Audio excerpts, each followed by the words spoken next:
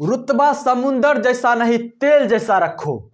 रुतबा समुंदर जैसा नहीं तेल जैसा रखो, ताकि समुद्र भी तुम्हें डुबा ना सके। नमस्कार दोस्तों, जय हिंद। कैसे हैं आप लोग? आशा करते हैं, उम्मीद करते हैं कि आप लोग बहुत ही अच्छे होंगे, जहां भी होंगे मस्त होंगे। दोस्तों, आज मैं आप लोग के बीच एक बहुत ही मजेदार, बहुत ही महत्वपूर्ण चैप्टर लेकर आया हूं, भारत के प्रमुख झील। आप किसी भी कॉम्पिटिटिव एग्जाम की तैयारी कर रहे हो, इस चैप्टर से एक दो प्रश्न एग्जाम में आपको मिलेंगे ही मिलेंगे। इसीलिए आज का ये वीडियो आप लोग के लिए बहुत ही महत्वपूर्ण है। अगर आप लोग इस वीडियो को शुरू से लेकर अंत तक पूरा देख लेते हैं, तो आप यकीन मानिए कि झील से संबंधित एक भी प्रश्न आपको एग्जाम में नहीं छूटेगा। और बहुत ही शानदार तरीका से आज हम इस क्लास को करेंगे। बहुत ही शानदार जानदार तरीका से आज हम भारत के सभी झील को जानेंगे। तो सबसे पहले हम लोग जानते हैं झील की जो है सटीक परिभाषा क्या होगा। अगर हमसे कोई पूछ दिया कि झील को आप परिभाषित कीजिए, तो हम किस तरह से झील को परिभाषित करेंगे, उसको जानिए आप लोग। सबसे पहले झील को जानते हैं, झील की परिभाषा क्या होगी। झील, तो देखिए, झील को हम इस तरह से परिभाषित कर सकते हैं कि स्थिर जल का वह भाग, क्या स्थिर जल का वह भाग, स्थिर जल का वह भाग जो चारों तरफ से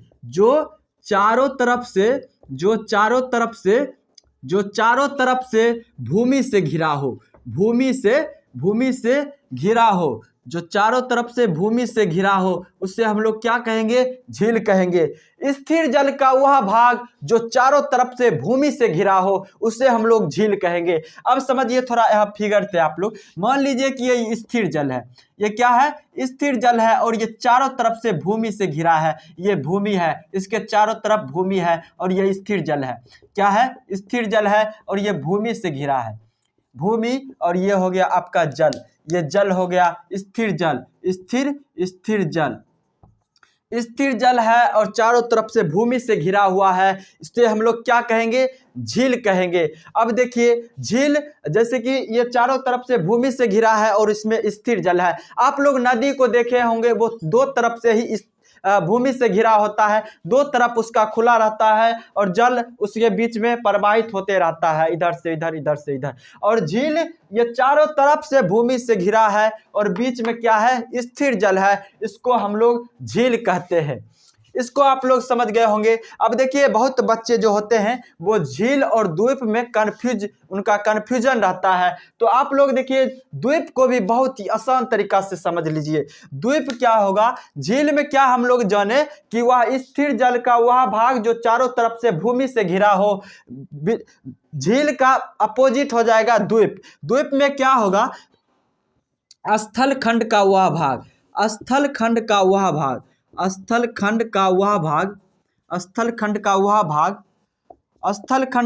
भाग जो चारों तरफ से जल से घिरा हो, चारों तरफ से जल से घिरा हो, वो हो जाएगा द्वीप। देखिए, झील में चारों तरफ से भूमि से घिरा था, बीच में स्थिर जल था, लेकिन द्वीप में बीच में स्थल खंड होगा, बीच में भूमि होगा, लेकिन उसके चारों तरफ जल ही जल होगा, वो हो जाएगा द्वीप। देखिए इधर, इसको भी फिगर से आप लोग देख लीजिए कि मान लीजिए कि ये स्थल खंड है, ये भूमि का एक छोटा सा टुकड़ा है, भूमि है, ये क्या है? भूमि है, ये भूमि है, स्थल है, और इसके चारों ओर सिर्फ जल ही जल है। क्या है? जल ही जल है, चारों तरफ जल ही जल है। तो ये हो गया द्वीप आपका, ये चारों तरफ सिर्फ जल ही जल है, ये हो गया द्वीप। आई होप कि आप लोग झील और द्वीप को अच्छी तरह से समझ गए होंगे। आप लोग को अब झील और द्वीप में किसी भी तरह का कंफ्यूजन नहीं होने वाला है।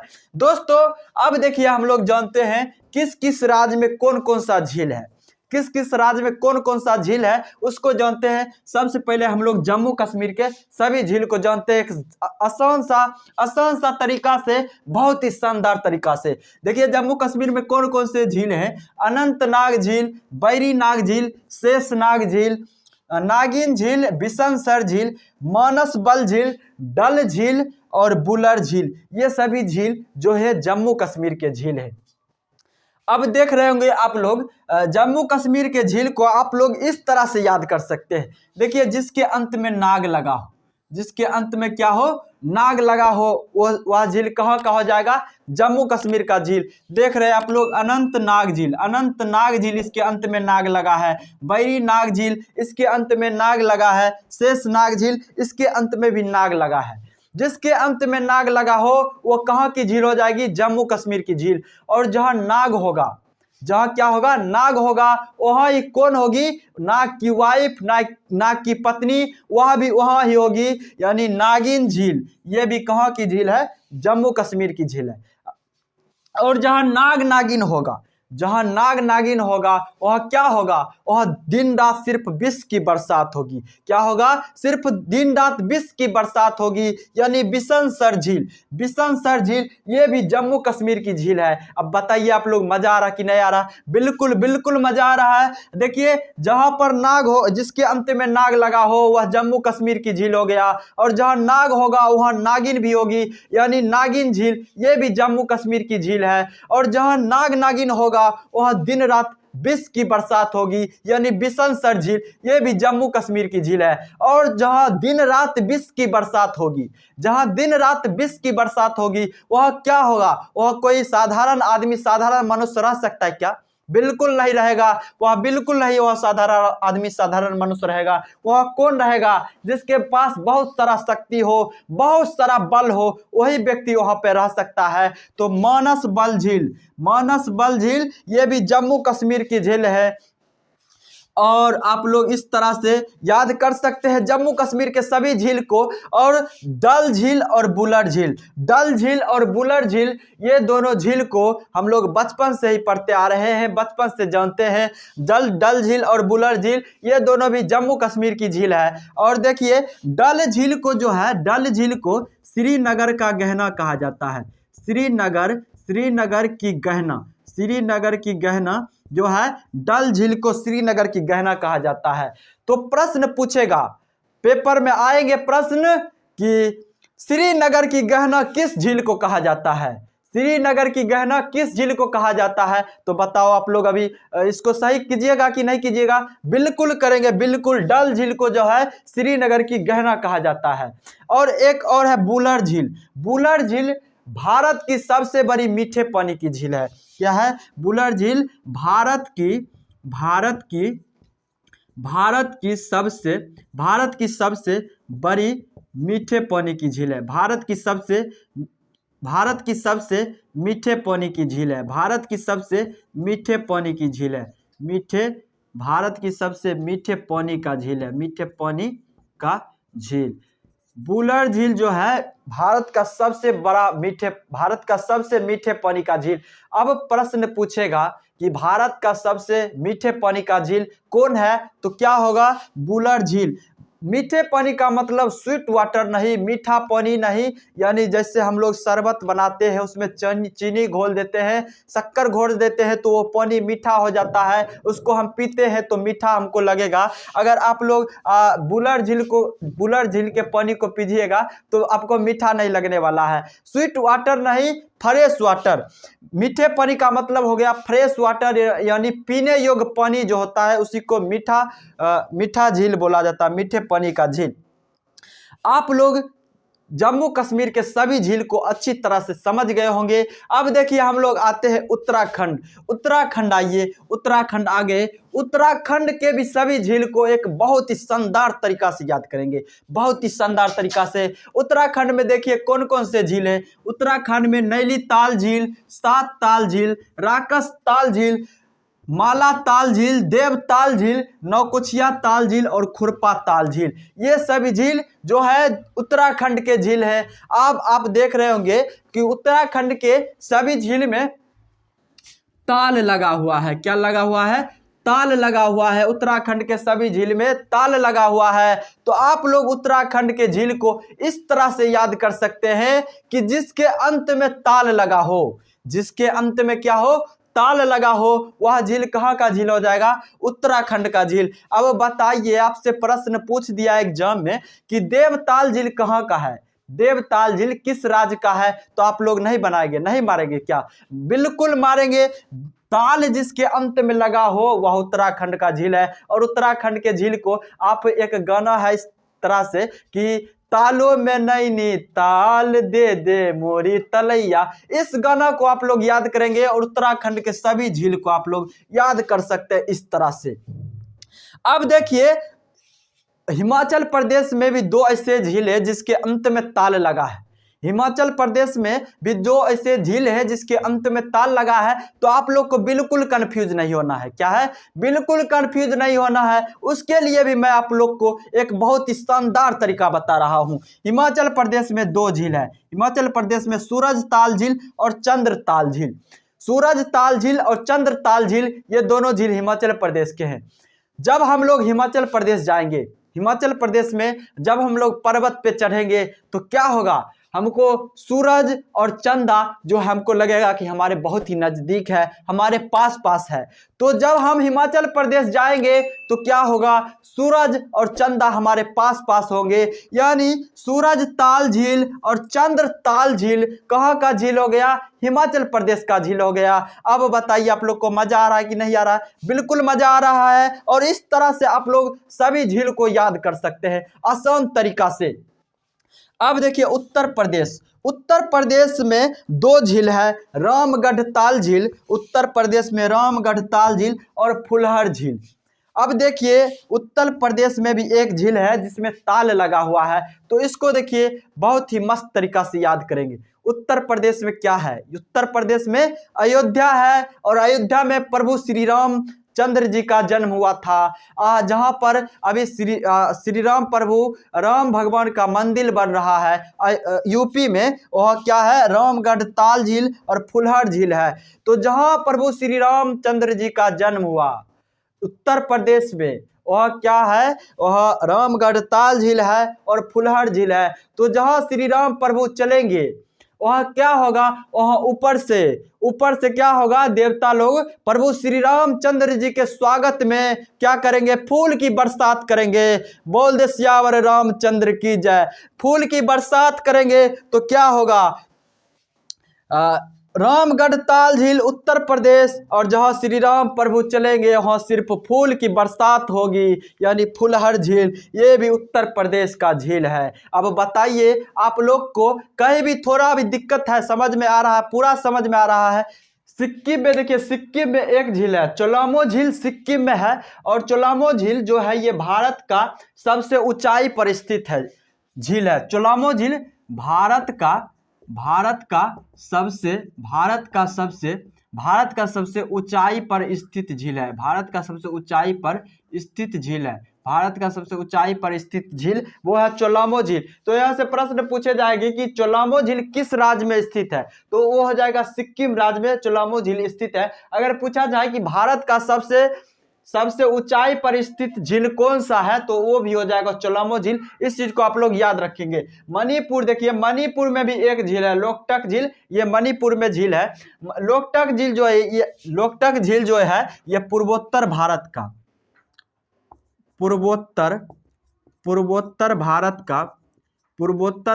का सबसे मीठे पानी का झील है। सबसे मीठे पानी का झील है। सबसे मीठे पानी का झील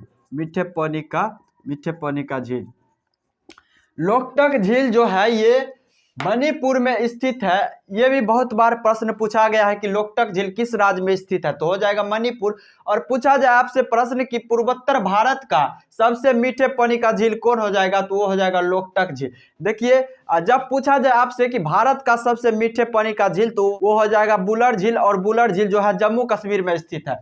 तो अगर पूछा जाए आपसे कि पूर्वोत्तर भारत का सबसे मीठे पानी का झील, तो वो हो जाएगा लोकटक झील। इस दोनों में आप लोग को कंफ्यूज नहीं होना है। अच्छा तरीका से ये सभी पढ़ लेंगे आप लोग। उड़ीसा में देखे तो उड़ीसा में एक चिल्का झील है। उड़ीसा में है चिल्का झील। और चिल्का झील जो है भारत का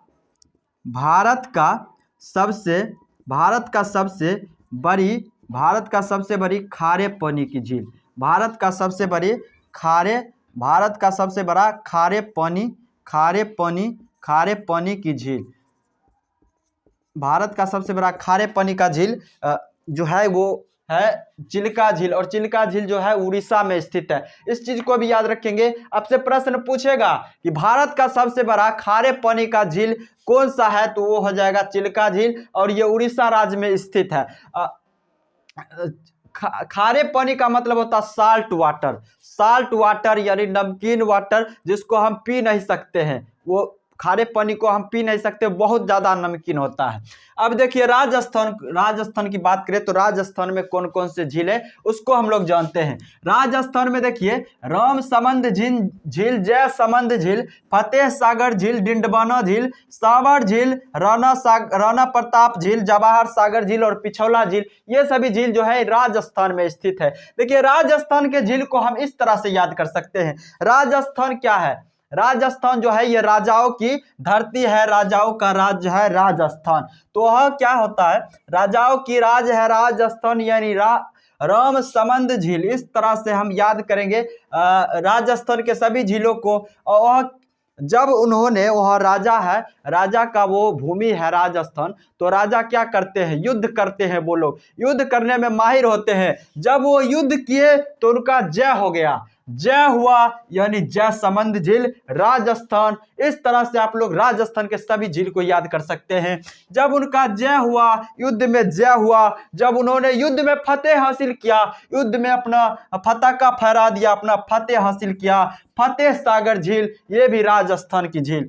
और जब उनका युद्ध में विजय हो गया, जब वो फतेह हासिल कर लिए, तो वो क्या किए? अपने पूरे इलाके में, आसपास के सभी इलाके में क्या किए? ढिंढोरा पिटवा दिए कि हाँ भाई, हम युद्ध जीत गए हैं, हम युद्ध में विजय हो गए हैं, तुम लोग जान लो, सुन लो। ये ढिंढोरा पिटवा दिए पूरे अपने इलाके में। डिंडवाना झील ये हो गया राजस्थान। इस तरह से आप डिंडवाना झील को याद कर सकते हैं। और अपने जो भी उनके राजस्थान के तरफ से युद्ध में लड़ा था, उस सभी को बोला कि आ जाना सभी चौक पे आज शाम को मिलने के लिए, और सब बैठ के सावर की पार्टी करेंगे। सावर झील, इस तरह से आप राजस्थान के सावर झील को याद कर सकते हैं, इस सभी झील को। अब देखिए राणा प्रताप झील और जवाहर सागर झील, ये दोनों भी राजस्थान के झील है, और ये दोनों जो है राजस्थान के चंबल नदी पर स्थित है। चंबल नदी पर स्थित है। कौन कौन झील? राणा प्रताप झील और जवाहर सागर झील जो है राजस्थान के चंबल नदी पर स्थित है। इस चीज को आप लोग याद रखेंगे। अब देखिए राजस्थान का एक और झील है पिछौला झील। पूछेगा आपसे कि पिछौला झील किस राज्य में स्थित है, तो राजस्थान में पिछौला झील स्थित है। अब देखिए राजस्थान के बाद हम लोग केरल के झील को जानते हैं। देखिए केरल में जो है पेरियार झील, अष्टमुडी झील और वेम्बनाड झील, ये तीनों झील जो केरल में स्थित है। पूछ देगा आपसे कि अष्टमुडी झील किस राज्य में स्थित है, तो किस राज्य में स्थित है? केरल में। इस तरह से ही प्रश्न पूछा जाता है। देखिए वेम्बनाड झील, ये जो वेम्बनाड झील है, वेम्बनाड झील जो केरल में स्थित है, वेम्बनाड झील जो है भारत की सबसे लंबी झील है। भारत की सबसे लंबी झील कौन हो जाएगा? वेम्बनाड झील। प्रश्न पूछेगा, ऐसे ही प्रश्न पूछता है, भारत का सबसे लंबी झील कौन सी है? वेम्बनाड झील। और वेम्बनाड झील किस राज्य में स्थित है? तो केरल में स्थित है। इस सभी बातों को आप लोग याद रखेंगे। यकीन मानिए कि अगर इससे भारत के प्रमुख झील से एक भी प्रश्न आया एग्जाम हॉल में, आप भौकाल मचा देंगे, आपका भौकाल होगा एग्जाम हॉल में। अब देखिए आंध्र प्रदेश की झील को याद करते हैं। आंध्र प्रदेश की झील को जानते हैं। आंध्र प्रदेश में दो झील है, कोलेरू झील और पुलिकट झील। आंध्र प्रदेश के दो झील है, कोलेरू झील और पुलिकट झील। पुलिकट झील जो है इसका 84% भाग जो है, 84% भाग, पुलिकट झील का 84% भाग जो है वो आंध्र प्रदेश में पड़ता है। और जो 16% भाग यानी 16% जो भाग उनका बच गया पुलिकट झील का, वो पड़ता है तमिलनाडु में पड़ता है पुलिकट झील का 16% भाग, और 84% भाग जो होता है, 84% भाग जो है वो पड़ता है आंध्र प्रदेश में। तो दोस्तों इस तरह से आज हमने एक बहुत ही महत्वपूर्ण चैप्टर भारत के प्रमुख झील को पढ़ा है, बहुत ही जानदार शानदार तरीका से। आप लोग को कैसा लगा ये वीडियो, आप लोग कमेंट करके बताइए। अगर यह वीडियो आप लोग को अच्छा लगा, आप लोग को समझ आया, तो आप लोग हमारे चैनल को सब्सक्राइब करके अपने दोस्तों में शेयर करेंगे। फिर मिलते हैं हम लोग अगले वीडियो में, तब तक के लिए जय हिंद, वंदे मातरम।